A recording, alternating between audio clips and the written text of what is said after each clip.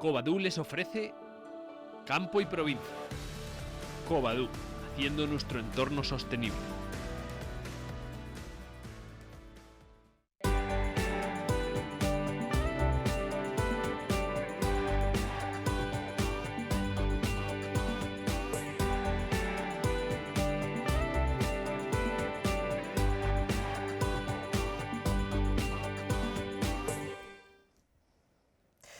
Saludos, bienvenidos una semana más a esta ventana que queremos abrir, como siempre, al campo y a la provincia.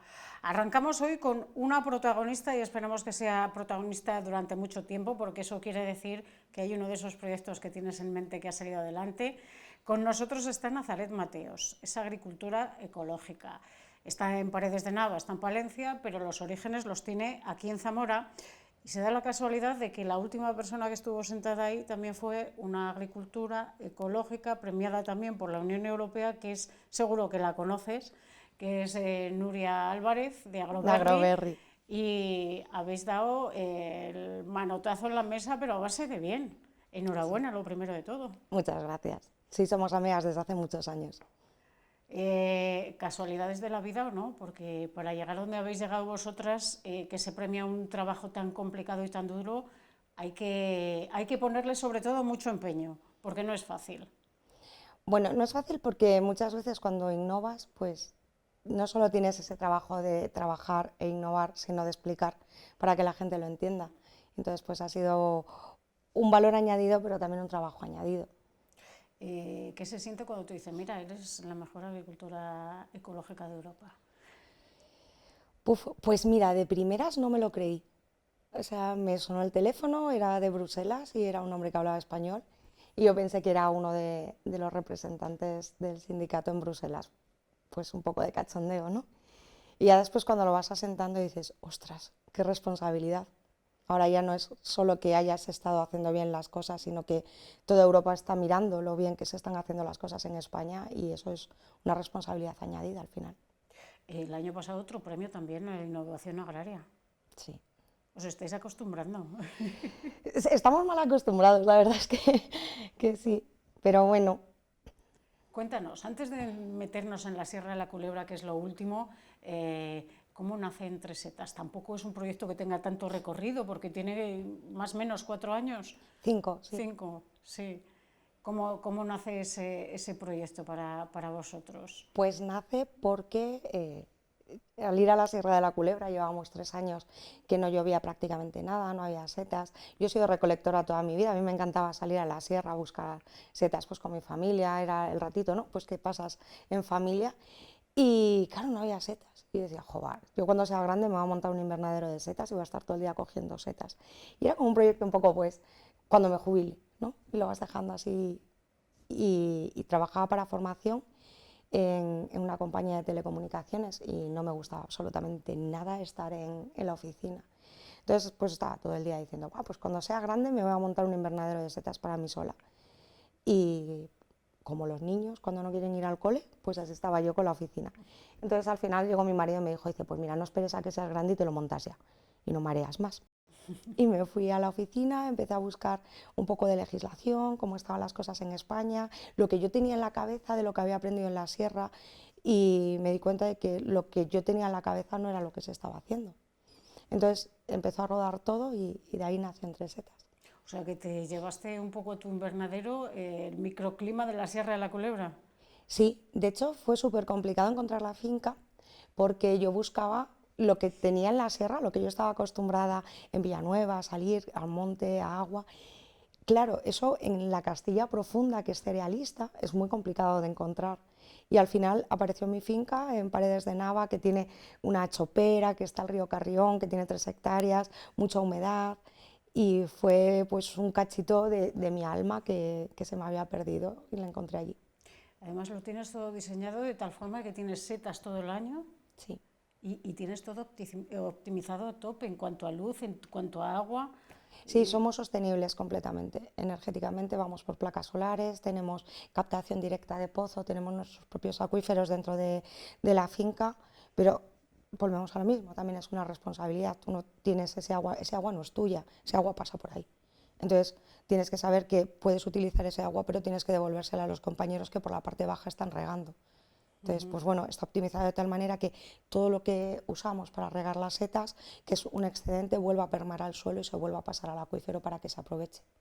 Al final, ¿qué tipos de setas podemos encontrar en tu finca? Porque es variadísimo. Pues tenemos 14 variedades y vamos rotando. Por norma general la gente lo que hace es climatizar. Nosotros rotamos los cultivos. En vez de forzar temperaturas o forzar ciclos de luz, lo que hacemos es que si en invierno tenemos ciclos de luz más cortos y temperaturas más bajas, pues metemos seta japonesa, seta europea, que nos pide esa climatología. Y después ya de cara a primavera y verano, pues lo que hacemos es meter la tropical, que pide ciclos de luz más largos, mayor temperatura, y bueno, pues así intentamos generar el menor impacto medioambiental posible. ¿Y llegar al mercado cómo ha sido?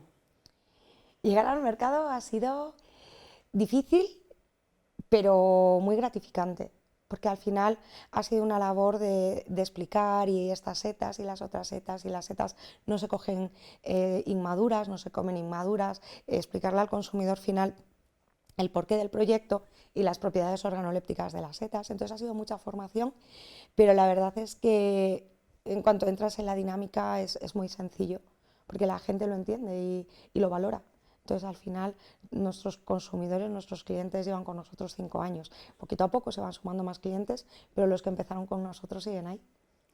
Y ahora trasladaste la Sierra de la Culebra a Paredes de Nava y ahora quieres trasladar parte de los conocimientos que has generado en Palencia de nuevo a la Sierra de la Culebra. Al final acaba siendo una rueda. Es que en este mundo todo es una rueda, ¿sabes? Entonces al final es un poco devolverle a la sierra todo lo que ella nos dio a nosotros, porque nosotros sin ella no hubiéramos sido lo que somos ahora. Entonces, si tú ya tienes ese conocimiento y ahora con todo lo que ha pasado, pues lo suyo es volver a sacarlo y que la gente de la zona, que en su momento, cuando nosotros montamos la empresa, tú imagínate, queríamos vender seta silvestre, pero el mercado estaba bastante copado y la gente nos dijo, vosotros tirad, nosotros os apoyamos, vamos a estar aquí, os vamos a coger las setas. ¿Sabes? No negociaron los precios, no negociaron los tiempos de cobro sin ningún problema. Y ahora esa gente se merece que nosotros seamos los que estemos ahí a su lado para poder generar otra vez esa riqueza y que ellos puedan volver a coger setas en un periodo de tiempo corto. Porque al final tú ten en cuenta que cuando te jubilas en agricultura y demás, te quedan unos 700, 800 euros de pensión. Si no lo compensas con lo que recoges de los montes, no acabas llegando de una forma digna a final de año, ¿sabes? Y al final ellos son los que mejor conocen los montes, los que mejor los cuidan, los que saben cuándo sí, cuándo no, qué setas, en qué momento, ¿sabes? Entonces, tienes que aprovechar que ellos están ahí, porque ellos plantaron esa sierra, entonces te la van a cuidar como nadie. ¿Cómo es ese proyecto? A grandes rasgos, ya sé que me comentabas antes que había muchos tecnicismos y que al final se puede hacer un poco denso, pero explícanoslo un poco.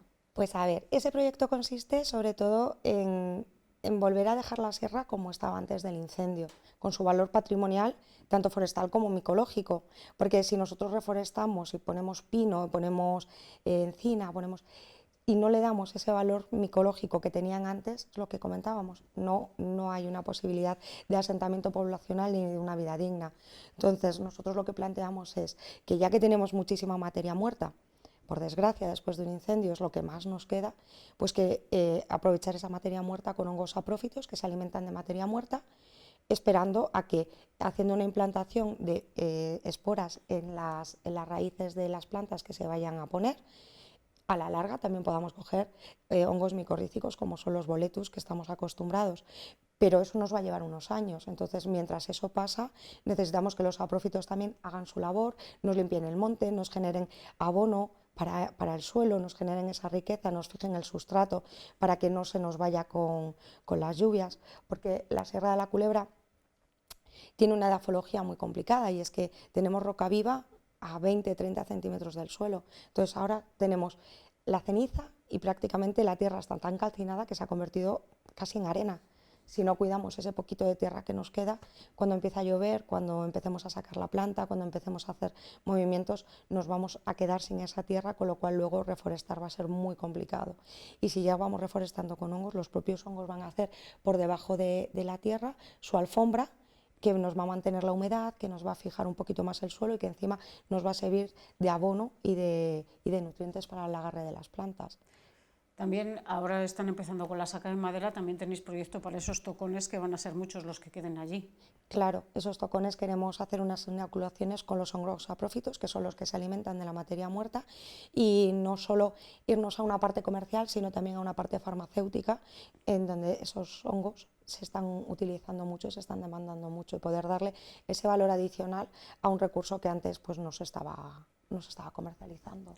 ¿Ese sería un proyecto a nivel general? No sé cuál es vuestra idea, o llevarlo solo a los montes particulares, por decirlo de alguna forma, o sería a nivel genérico y que se fueran sumando diferentes personas o administraciones. Nosotros ahora mismo estamos trabajando con el Ayuntamiento de Villanueva de Valrojo, entre otras cosas porque yo me he criado allí, es la sierra que mejor conozco, es la parte que mejor conozco y a la gente que mejor conozco. Entonces necesitamos que sea ágil.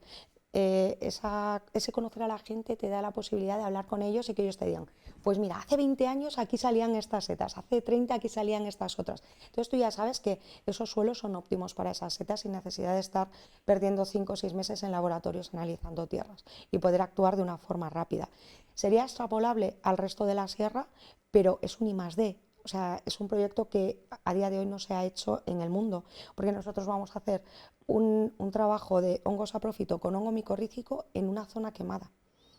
Entonces, es un esfuerzo económico muy, muy grande que nosotros de forma individual no podemos acometer para toda la sierra. Más nos gustaría, pero no puede ser. Entonces, vamos a empezar con Villanueva de Valrojo y después, si van saliendo presupuestos y ayuntamientos que se quieran sumar al proyecto o revitalizar la sierra de una forma micológicamente responsable, pues sin ningún problema trabajaremos con ellos. Podéis cambiar de cabo a rabo el futuro de muchos montes quemados en la parte norte de España, que tiene unas características propias y sobre todo que siempre ha sido muy setera.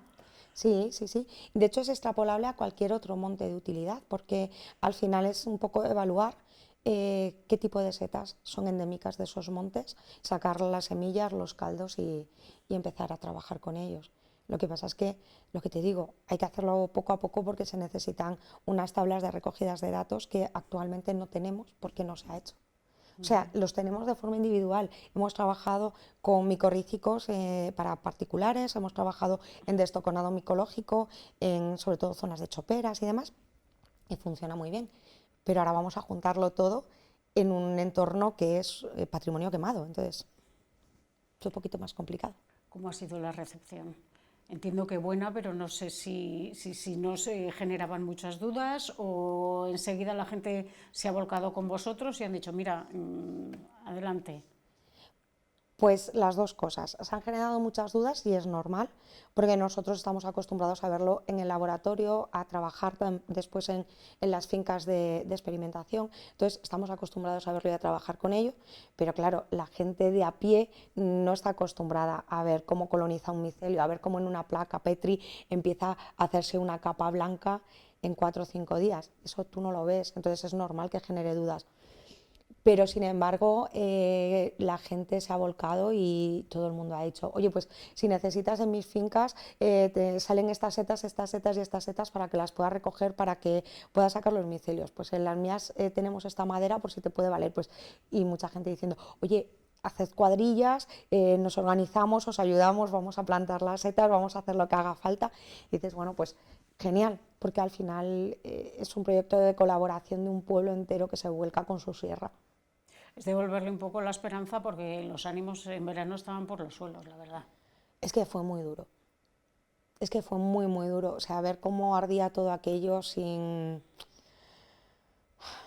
una esperanza real de que se apagase, ver a la gente agotada 72 horas en el retén, corriendo para un lado, para el otro, no teníamos teléfono. Fue una situación bastante caótica. Tardaremos muchos años en poder hablar tranquilamente de lo que pasó allí. La verdad que sí. Hay que mirar hacia adelante, hay que seguir adelante, Nazaret. Me encanta que la gente de las cenizas tenga la fuerza para seguir y plantear un futuro en terreno quemado. Así que nos estamos empezando a emocionar. Vamos a dar paso a la siguiente parte de este programa. Yo quiero que vuelvas y que vuelvas ya cuando empecemos a tener algunos resultados y nos ofrecemos a ir sobre el terreno para ver que esto da resultado, porque estoy segura que sí. Perfecto, pues invitadísimos estáis a verlo. Si queréis ver el proyecto desde el inicio, pues ahora ya estamos marcando los pinos que vamos a intentar que se puedan mantener, para retirar todos los que no se van a poder mantener y que ya de cara a las temperaturas más altas intentar evitar todo lo que es un tema de plagas. Y de cara a primavera esperemos estar ya cogiendo las primeras setas, los primeros saprófitos. Pues encantada de darnos un paseo por la sierra, que hay mucho que ver. Y para entonces ya tendremos cositas verdes, no solo los faleitos, que esos ya se ven desde agosto. Seguro. Y nosotros vamos a seguir aquí con más contenidos agropecuarios. Vamos a hablar de la sementera, porque la sequía y sobre todo el incremento de los costes de producción está condicionando y mucho a los agricultores. Algunos hay que no saben ni siquiera qué plantar de cara a la próxima temporada.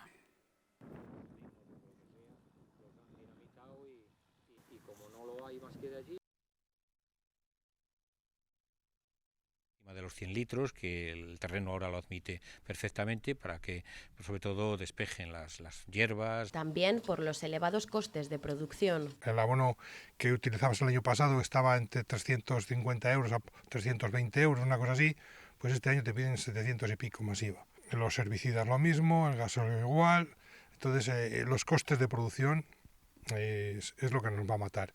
Los agricultores se encuentran ante una situación que califican de agobiante. Tampoco saben qué sembrar para que les salga rentable. Hay que pensar en una sementera de cereal, sea trigo o cebada, o centeno, avenas, etcétera, porque ya en esas condiciones vamos muy cerca del invierno y desde luego las colzas no se van a desarrollar bien. Se nos dice que hay que sembrar más leguminosas este año y proteaginosas, no hay semilla. Y a todos estos problemas se suma la incertidumbre de la nueva PAC. Desde el Ministerio se siguen las pautas de Bruselas y se nos ponen normativas para producir menos. Esto es de auténtico esperpento. Muy lejos queda eso de en octubre tu semilla cubre. El mundo del campo una vez más en una situación crítica. Y hablamos de la sementera y también vamos a hablar de algo que está prácticamente finalizando, que es la vendimia en la denominación de origen toro. Al principio iba a estar condicionada por la sequía y se hablaba de una reducción de la vendimia y de los kilos que se iban a recoger esta temporada, pero al final puede que incluso cuando se acaben todas las bodegas de recepcionar la uva haya a lo mejor un incremento de producción. La producción en toro ha remontado. En un primer momento parecía que iba a haber una merma considerable y ahora se han cambiado las tornas. Vamos, que no sospechábamos todos en una merma. Hemos ido reduciendo esa merma desde julio, en la que aplicábamos incluso en torno al 20-25% de merma respecto a la campaña anterior, pero luego ya rebajamos las expectativas a un 12, a un 8 y ahora a día de hoy posiblemente andaremos, si el jueves andábamos ya en torno a los 21 millones de kilos recogidos, hay que recordar que el año pasado con 23,5 fue la récord. Y eso que venimos de un año de estrés hídrico. Las olas de calor y la falta de lluvia parecían indicar que iba a bajar la producción. Lo que sí se ha notado este año es que la uva va a ser más pequeña. No ha perdido tanto peso el racimo como pensábamos inicialmente, y lo que sí que tiene es un poquito los pHs un poquito descompensados, digamos que algo altos, y las acideces bajas. Lo más positivo, la salud de la uva. Al no haber agua es más difícil que las enfermedades abran paso. Si una campaña normal haces 4 o 5 tratamientos, porque aquí en esta zona prácticamente no hacen más, falta más, este año incluso con 2 más de primavera prácticamente se ha hecho el verano. Estas son algunas de las impresiones sobre la vendimia, pero todavía queda mucho trabajo hasta que se termine la recolección. Y este fin de semana se celebraba también en Ifeza una nueva edición de Ecocultura y ha sido de nuevo un éxito. En cuanto a las visitas, calculan que han sido parecidas o incluso superiores a las del año pasado. La mejor noticia es la de las ventas, puesto que algunos de los expositores se han quedado sin material después de venderlo absolutamente todo. Uno de los productos que más expectación ha despertado ha sido el sector de la bioconstrucción. Desde la organización asegura que han recibido muchas consultas respecto a este tema.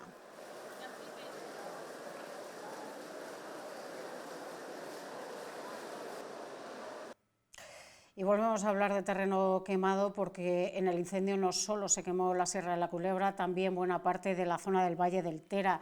En este sentido, la Junta enviará 10 camiones de paja para cama de animales a 4 ganaderías intensivas de la zona del Tera. Así lo ha comunicado la delegada territorial en una reunión con los responsables de las 3 ganaderías de Santibáñez de Tera y otra más de Vega de Tera, que habían reclamado ayuda en los últimos días. Se trata, según explican desde la delegación, de facilitar el acceso a este tipo de suministro para el que estos productores tienen serias complicaciones por la situación que hay ahora mismo en el mercado.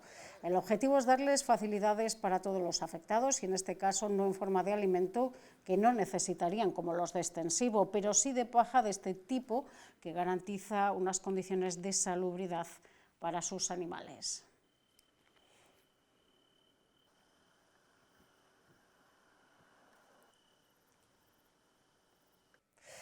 Y antes de irnos, como siempre, vamos a despedirnos repasando los últimos datos de la lonja de Zamora celebrada hoy.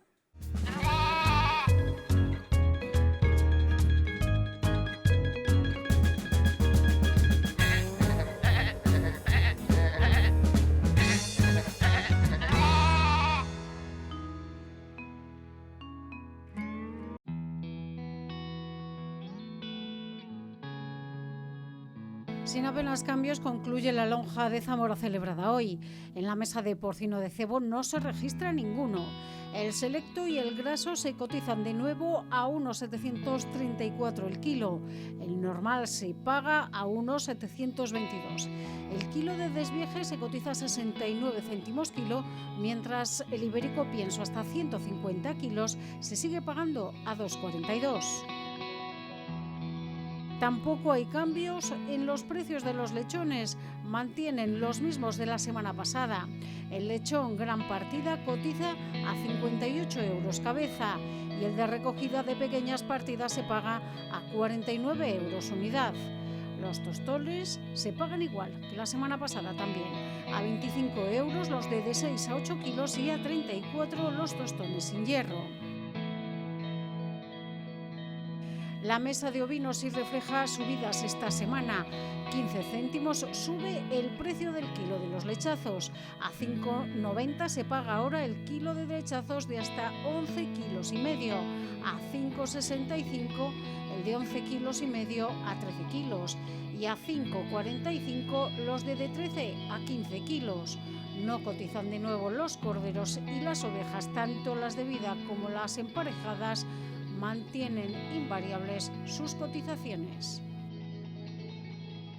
La mesa de cereales sí registra subidas, suben 5 euros la tonelada, el trigo que pasa a cotizarse a 350 euros la tonelada, la cebada que pasa a pagarse a 332 la tonelada y la avena que llega a los 333. Quedan sin cotizar esta semana el maíz, la alfalfa y la paja, y se mantienen sin cambios los precios del girasol.